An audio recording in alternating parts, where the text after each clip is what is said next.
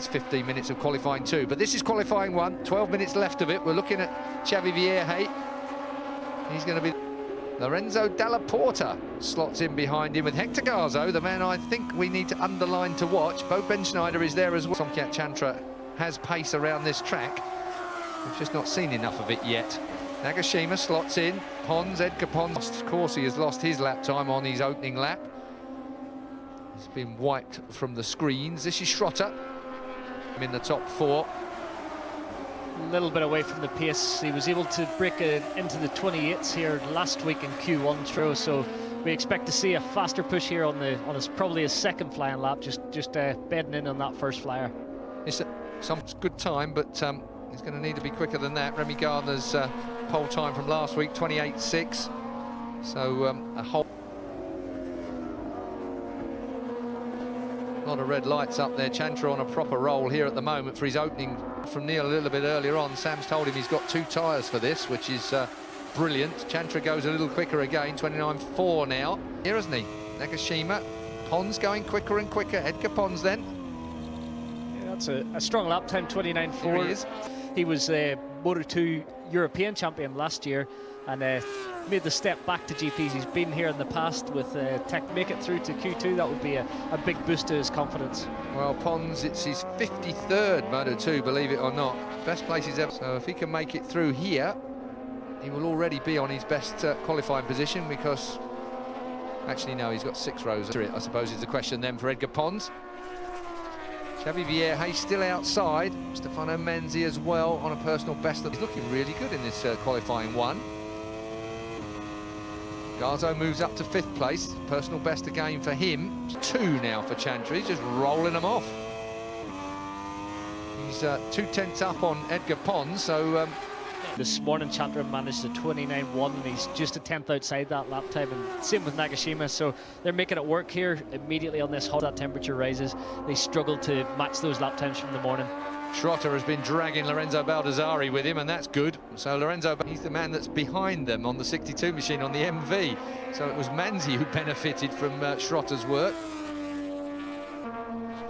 Can the second Petronas Moto2 bike go through? Xavi Vierge into qualifying 2. Bo Benschneider looks up. 19 is Lorenzo Dalla Porta.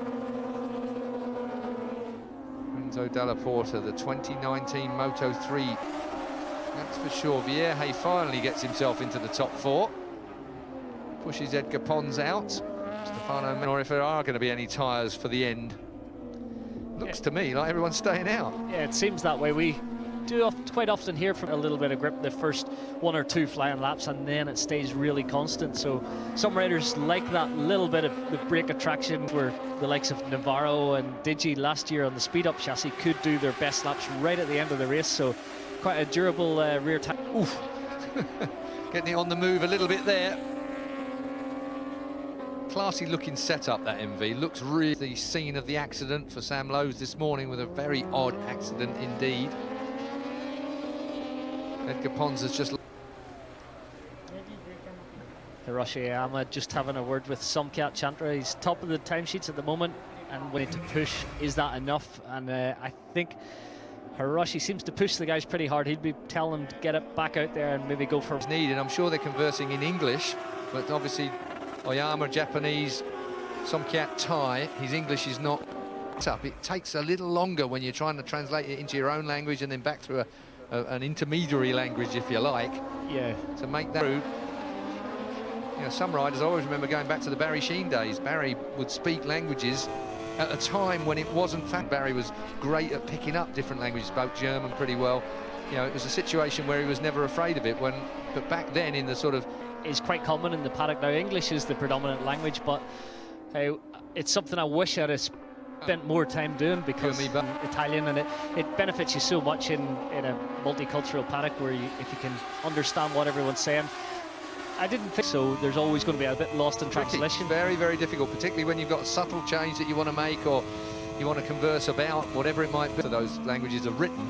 Impossible. Yeah. There's no way there's any synergy between the two of them at all. It just won't work that way. Like Italian, you can pick up Italian just by the look on the face and the wave of the hands.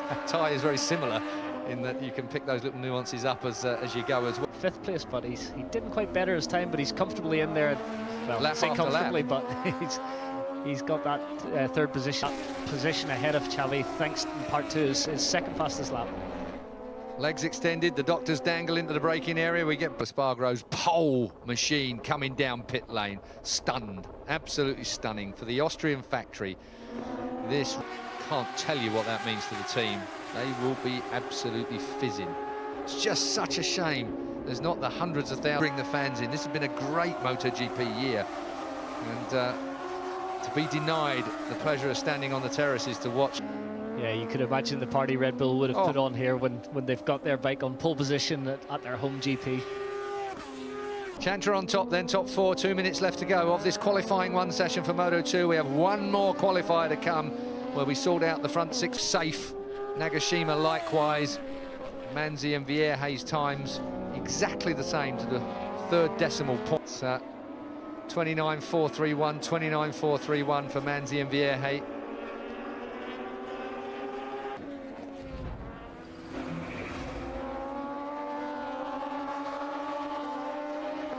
Garzo on as he bumps Vierge out. Hector Garzo, well, I put a line under him earlier on because he is a developing Moto2 rider and properly on the move on the number 40, the 22-year-old Spaniard. This is only his 10th Moto2, his best grid so far. That again, has he got anything else left in the locker for when he gets to Q2, I wonder? Looking at the 19 machine of Lorenzo Dalla Porta.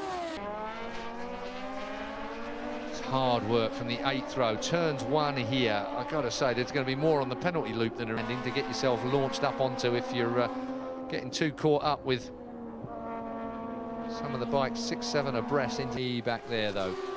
Xavi Vierge, surely nothing left. This is his last chance because the flag is out. He's 0.4 his fourth sector with a tyre that's pretty much shot after doing the full 15 minutes. So it's going to be Xavi Vierge being bumped out by Hector Garzo.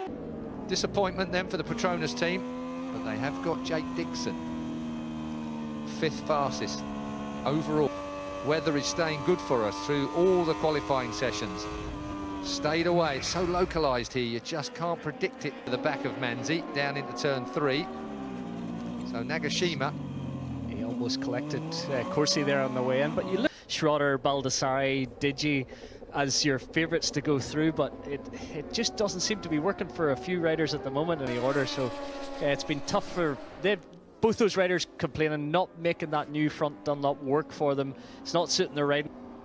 Making the grade in qualifying one then, Somkiat Chantra of Thailand.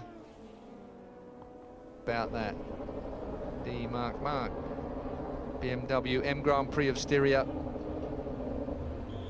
Quite warm out there, track temperature's quite warm.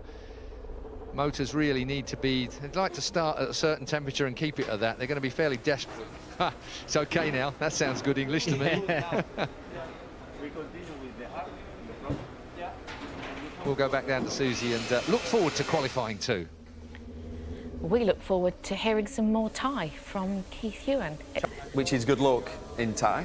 You've impressed me But there. what did he say? Ni ma ba ba. I don't know if he was making bite noises. No, But... I love when Keith just throws a little bit of Thai in. Yeah. Fastest ever Moto2 lap around this racetrack. I think Neil's onto something there with that one.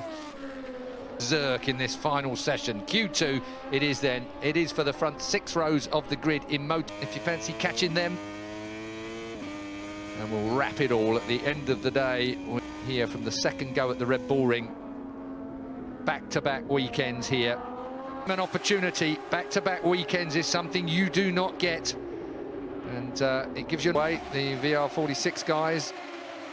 So this is an obvious strategy from the team, both riders, and then go about their strategy, working together, giving each other a toe lap on lap. Augusto Fernandez on the 37 machine. Jake Dixon, just be perfect. Obviously, it's a lot hotter track temperature, 53 degrees now. FP3 was full. Dunlop's got a wide operating range of temperature, but there is always an idea. Team, whoa, spinning like mad. Augusto Fernandez, 29.5 for him. Jake Dixon slots in second place at the moment after that first race. Jorge Martin, Hector Garzo comes through as well. The qualifying one man has come up into second place. So it's really getting confident this weekend. Seems to be comfortable on that Calix bike and took over the status of team leader for a gauge. and put that lap time together. He's a fast old Hector. Tetsuya Nagashima working hard at the moment. Front row is Jorge Martin, the favourite around here for taking that pole position. Fernandez on row 2. Oh, Nagashima, 28.7 from him. 28.7, he's only a 10th outside Remy Gardner to take that pole position, but he's got a fight on his hands, it seems, at the minute. It's not any foregone conclusion. That rookie in Moto2, it's only his 6th Moto2 race, best ever grid qualifiers. Yeah, that was his best qualifying, and he's just chasing last week's pole. Is to absorb what you've learned, talk it through with your chief, look through the and right up behind Remy Gardner at the moment, which, as you've just said, is a perfect man to be following. They're all backing out of it. Ibbotson 6th, Jake Dixon was 6th. He's gone back to 7th as Remy Gardner gets quicker and quicker. Bullegger is up to 9th. Hang on. We've got a lot of flags being waved there, so there's got to be a big at the moment. Will lose their time. So Canet on provisional pole with that. Well, the only luck he has some of the time is bad. That is up at turn 1. He crashed. Well, that's not turn 3, is it? It's turn 1. And he's given it up. Be forward, hello. That's turn 3. So that. Let's have a look at it as we came down in, through the left-hand kink of turn 2. Guard lever goes off. So Jake Dixon, at the moment, is 10th. Back on the brake lever, still on, pulling 4 or 5 bar of front brake pressure. It is fully on the brakes and asking a bit more from the front tyre than it wants to give every single lap. Bezzecchi on the 72, the 10 is Luca Marini, the 2 VR46 men working together, go through to the front row, one of them anyway. They can stick this rolling, that will move them up. They didn't keep it going, unfortunately. Look at it. Tetsuya, what's he got? Nothing at that. Plus qualifying session, Sam Lowes comes back out. Sam would dearly like to start from at least. Martin was beaten to the pole by Remy Gardner last week. That isn't going to happen this week. Jorge Martin looking to start from pole. A Tissot watch awaits him. 6th Moto2 race weekend. Bezzecchi and Marini, 72 and 10. Canet's top time. So Bezzecchi isn't going to worry that nobody coming in for tyres, really. I mean, it was that bit of strategy we saw from the VR46 men, but so we know that Sam had 2 left for this session. He's put that second one in now, and Canet already session. Sam had already reported to us that he got that. Here's Tom Luthi. Actually, he's got a lap outside, lost a bit of time. He'll be 3rd row with that time at the minute. The 3 bikes. Just goes light as you ask for the gas. This is Tetsuya. He must have got that bike started. He was moving on up, but he's just been excluded from the lap that he had. From Marini. Personal best in the middle 2 sectors for Bezzecchi, but still not good enough to... Sam Lowes got for us. That's the big question. Looking at Fernandez's team. Jake Dixon hanging on in the 4th row at the moment. Jake Dixon, 12th. All British eyes are out there at the minute on Dixon and Lowes. What can Lowes do? New time. Down towards turn 1 for Marini and Bezzecchi. Bezzecchi right out on the rumble strip. Obviously, Bezzecchi got that faster lap in at the start of the session. He's up in 4th, and Marini's just worked hard trying to get the move as well. 28.787 for Aaron Cannett's provisional pole at the minute. Jorge Martin is just a 10th, but as is so often the case in Moto2, doesn't seem to be anything left in the performance of the bike's tyre him up. Fernandez is looking to consolidate his 2nd row position. He does. Luthi, he's looking to try and drag himself onto that 2nd row. With any real times coming, Michael, it seems to be very, very static out there at the moment. Still lost a little bit of time there. And again, looking at Sam Lowes, that 1st sector, 2/10ths down, whereas last there. 3rd row start for Lowes, as it is at the moment. 4th row start for Jake Dixon. Push, push, push. Canet, is he going to be thwarted? I think he might be. No, that was Nagashima. Sorry, I was going to say. Here's Martin. Coming down to the last sector now. Look at that. It's closing. It's Canet, it's such a strong last sector. It looked like he put it all together. Here we go, Jorge Martin to the line. Is he going to pinch that pole, that foal? Aaron Canet will be the man. That is absolutely impressive. Wow, we had an upset in MotoGP. Has gone from his 5th ever best grid position to pole position here in Austria. That is from Moto3. Aaron Canet has absolutely stolen a march on them all. So the 44 in the open bassy, but it's working round here, that's for sure. Aaron's really making it work, and I'm happy for the Aspar team. They're a great bunch of guys, and they've had a few kind of years. Aaron Canet paired with that speed-up chassis, it's a match made in heaven, and they look so good at the moment. The 44 rolls down, he'll now pole position. Aaron Canet. Absolutely fantastic. What a day of qualifying it's been from the For Aaron Canet, just what he wanted. Yeah, like I said, you know, I tipped him for pole all day long, so No. He's taken advantage of the back-to-back races on the same track, but that was a stunning lap. That last sector was something special. And it was really all about that last sector, wasn't it, to Nagashima, and that's great for him. Yeah, exactly. He needs to get a good start, and then he needs to be calm. I think what we've seen is he'd never led a world championship before, and there's a lot of pressure comes with that. Yeah, Jake Dixon in 13th, Neil, obviously had that